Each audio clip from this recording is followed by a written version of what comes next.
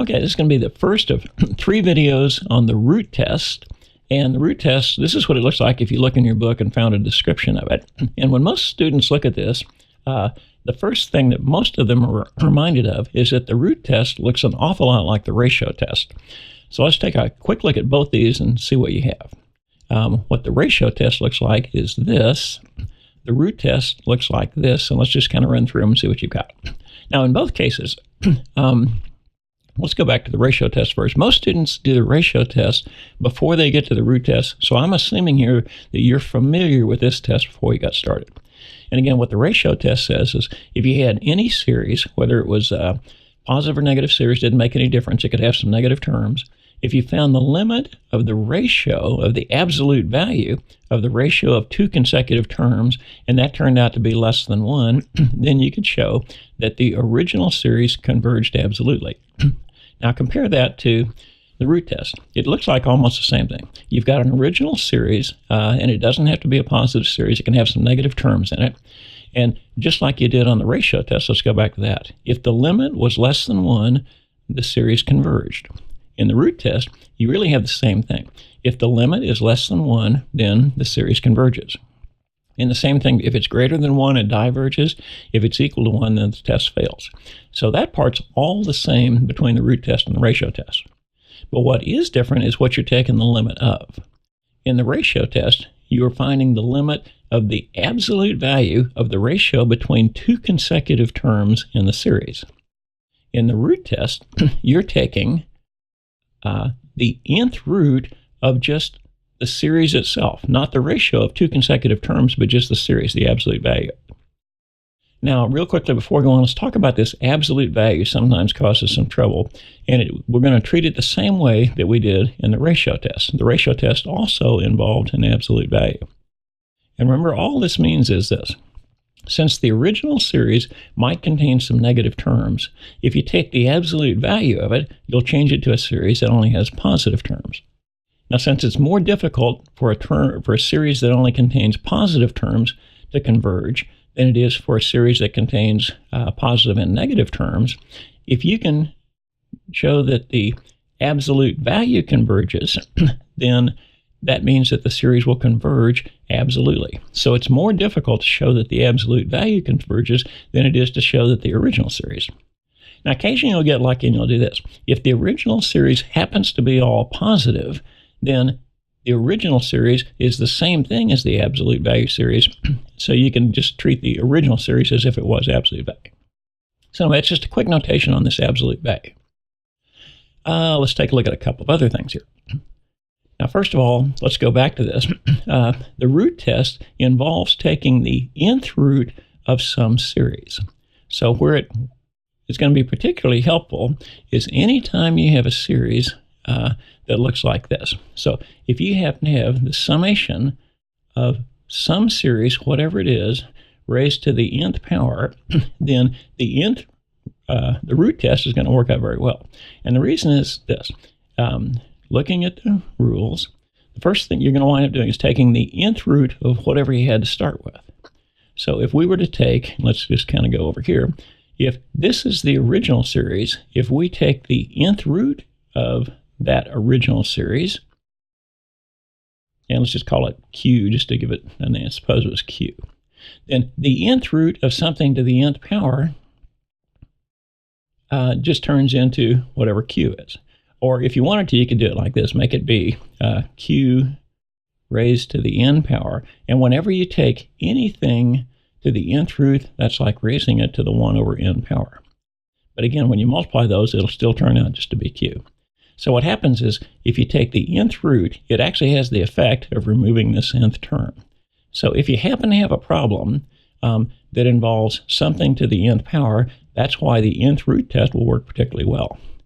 But you don't always have to use it. Let's take a look at a couple of exceptions here. So I'm going to put a something to the nth power here. And let's put another one that looks a lot like it to the nth power here. Now, just because it's to the nth power, both of these are to the nth power, doesn't necessarily mean you want to immediately jump to the root test. And as a specific example, suppose we had this. Suppose we had 2/3 to the nth power. Now, if you wanted to, you could use the root test on this and it would work great, not a problem. But hopefully you'll recognize that is actually a geometric series test.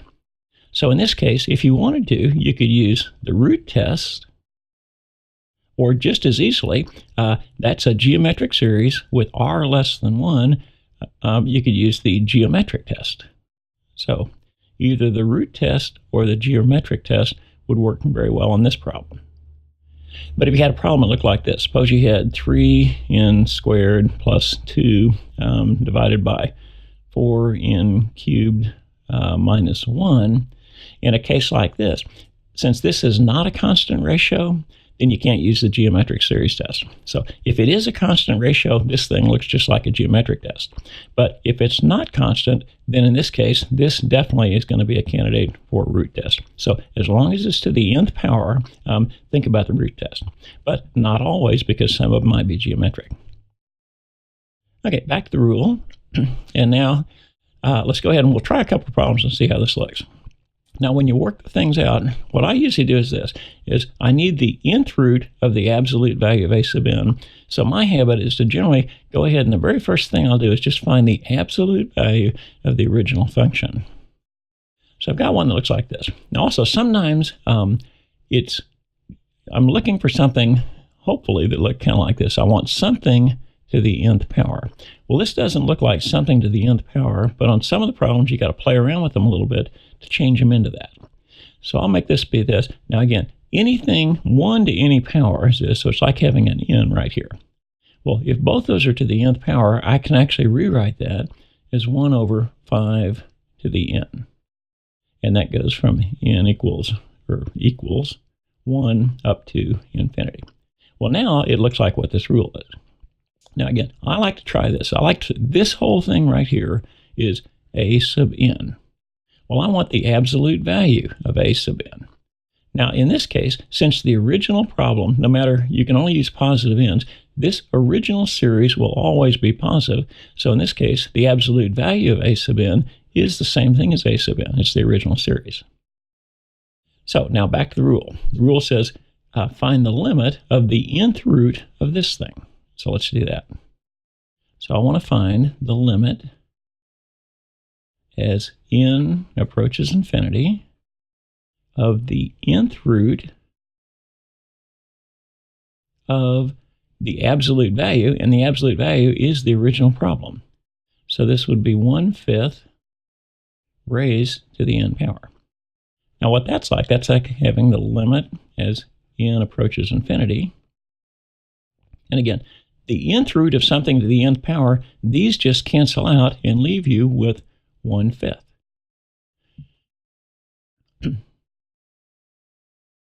And what that is, if you take the limit, since it's a constant, as it goes off to 1/5, that's just going to be equal to 1/5. Now, by the rule says if you take this limit and that limit is less than 1, then you showed that the original series converges absolutely. So 1/5 is less than 1, so I can declare that the original series, converges, and not only does it converge, but it converges absolutely, because you were working with the absolute value. So you showed that the original series is like that. Now in this case, again, you could recognize this is a geometric series, so if you wanted to, you could have used the geometric series test, but both of them are very easy in this case, and it looks like that. Now what this was, if you're lucky, the original series will always be positive, so the absolute value of that series will be the same thing as the original. But that's not always the case, so let's take a look at this same problem, but where there's some negative terms. And the only difference is last time it was a positive 1/5, now it's a negative 1/5. But again, this entire thing right here is a sub n. But what I want to do is I want to work with the absolute value of a sub n so I can show absolute convergence. All that means is this: if you take the absolute value, the regular one, this thing alternates. It goes -1, +1, -1, +1. If you take the absolute value, it just removes that -1 and makes it be 1 over 5 to the n power. So that's what the absolute value is. So now I'll use the rule. it'll wind up being essentially the same thing. This will be the limit as n approaches infinity, and the rule says that it's the nth root of the absolute value. But that absolute value is 1 over 5n to the n. And using the same argument last time, the nth root of something to the nth power would just be equal to 1/5. So the limit as n approaches infinity of 1/5. And that's a constant. So since there's no n's in there, as n goes off to infinity, 1/5 is going to just be 1/5, which, just like last time, is less than 1. So you showed that the original series had negatives in it, but that's okay. You still showed that the original series converges absolutely. So again, original series converges absolutely. And the reason you get absolute convergence is that it's more difficult generally for a positive series to converge than it is for a series that has some negative terms. Okay, let's take a look at a couple more examples. Okay,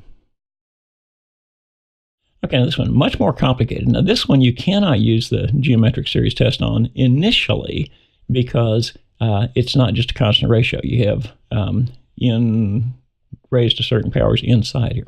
But we'll still apply our rule. Now first of all, I want to find, in every problem I do, I always start with the absolute value of n. Now in this case, if n is always positive, there's no negatives in there, that thing will always be positive. So in this case, I get lucky. The absolute value of a sub n is the original series. So I don't have to change anything. And now I'll just apply the rule. So I want the limit as n goes to infinity of, and I'll take the nth root of a sub n, which is the original. So it's just going to be this thing, raised to the n power. So I'll rewrite it in here as 3n cubed plus 2 and 4n cubed plus 5. Now again, just like the last time, the limit as n goes to infinity. And again, the cube root and the n cancel out. Now that won't always be the case, as you'll see in some later examples. But in this case, it'll turn into 3n cubed plus 2 over 4n cubed plus 5. So again, the nth rule has the effect of removing that n. Now find the limit of this thing. Well, again, using your limit rules, since both the numerator and the denominator are both to the highest power of 3, then this limit is equal to just the ratio of those leading coefficients right there. So that's going to be equal to 3/4, which again is less than 1, and I can make the same claim. What that tells me is, since I took the limit and that limit was less than 1, that tells me that the original series converges, not only converges, but converges absolutely. So the original series converges absolutely. Absolutely. Okay, now in the next couple of examples, we're going to start with the same thing, but we're going to change it just a little bit, and you'll see it has an effect on how these things work. So what I'm going to do in this next problem, rather than on this problem, we did the whole thing raised to the n power. But suppose you had a problem that did this. Let's go down to here, and let's erase that n and replace it with a 2n. So suppose it was 2n rather than n. Everything else stays the same. Again, same argument. Everything is still positive, so the absolute value of a sub n is still going to be a sub n. You'll still take the limit, just like you did last time. So the limit as n approaches infinity of, and you always take the nth root of the absolute value, but the absolute value is the same thing as the original one. So this time it'll be here, but it'll be to the 2n power. That's going to be the only difference. So this is still 3n cubed plus 2, and this is 4n cubed plus 5. Now here's where it's a little bit different. I think I'm going to write it this way this time. The limit as n approaches infinity, and I'm going to write this time, I'll do like this. Here's the inside part. I've got 3n cubed plus 2 divided by 4n cubed plus 5, and it's to the n power. So when I take the nth root, it's like taking this whole thing to the 1 over n power. I'm sorry, this should have been a 2n right here, to 1 over n power. Now again, when you raise a power to a power, you multiply. So this would be like having the limit as n approaches infinity of this thing. So 3n cubed plus 2 divided by 4n cubed plus 5. Now again, out here, let's just do this part right here. Whenever you raise a power to a power, you multiply. So this is like having 2n times 1 over n, and the n's will cancel out and leave you with a 2. So when you do this, like having 2n over n, this will change to a 2. Let's see what effect that has on it. Now at this point, you can actually go ahead and take the limit. What we'll do is this. We'll make the argument that just looking at this inside part right here, if I take the limit as n goes to infinity, they're both at the same power, so this will turn into the ratio of these two right here. So that's going to give me, again, the limit as n approaches infinity, and that inner ratio will turn into 3/4, but you've still got this squared on the outside. So that's going to be the limit as n approaches infinity. And if you square the 3 and square this, this would be 9 over 16. That's a constant, so that limit would be equal to, and again, since there's no n's in here, the limit of 9/16 is 9/16, which is still less than 1, so the whole thing still converges. So it tells you that the original series converges absolutely. So we've got converges absolutely. Now, one difference between them, remember, if this was just an n, then you wound up with, let's go back to, you wound up with just 3/4. The whole thing turned out to be just 3/4. But the fact when you let this be equal to a 2n, then it winds up with a 2 out here. And the only difference is it changes the number that it converges to, but it's still less than 1. In both cases, the series will converge. So that just shows you when you use this rule, the rule says, you know, it's very handy when you have something that goes to the n power, but you can see it's also very handy when you have something to the 2n power or the 3n or any combination like that. So it's got more uses than just to the n power. And finally, let's take a look at the last example. Now, the only difference in this one, let's do this. Here was this, we're going to work the same problem we did last time, but rather than both of these being n cubed over n cubed, let's suppose we had this. Let's suppose that this lower power here was an n squared. And let's see what effect that has. Now again, it's still all positive, so the absolute value, first step is to get the absolute value. It's going to be the same thing as the original function, so I don't have to change anything. So I'll take the limit as n approaches infinity of the nth root of this function.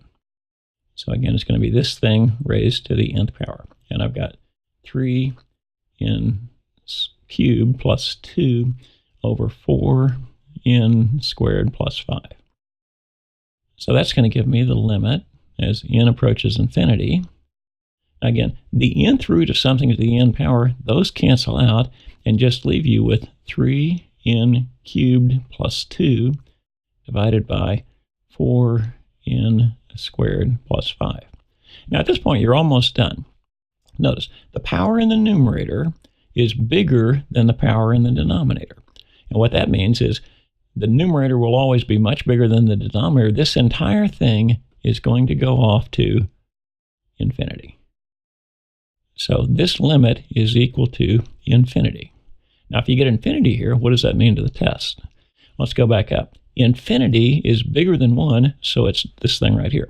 So since you came up with a limit that's greater than 1, that means that the original series diverges. So this is greater than 1, which tells you that the original series diverges. Original series divergent. Now, all of these were fairly straightforward. A lot of these problems, just the nth root of n canceled out. Now, that won't always be the case. So in the next video, we'll look at some more complicated examples that require you to do some more work rather than just canceling out the n cubed, cancel out the n, and off you go. These things can get a little bit trickier. And we'll take a look at that in the second video.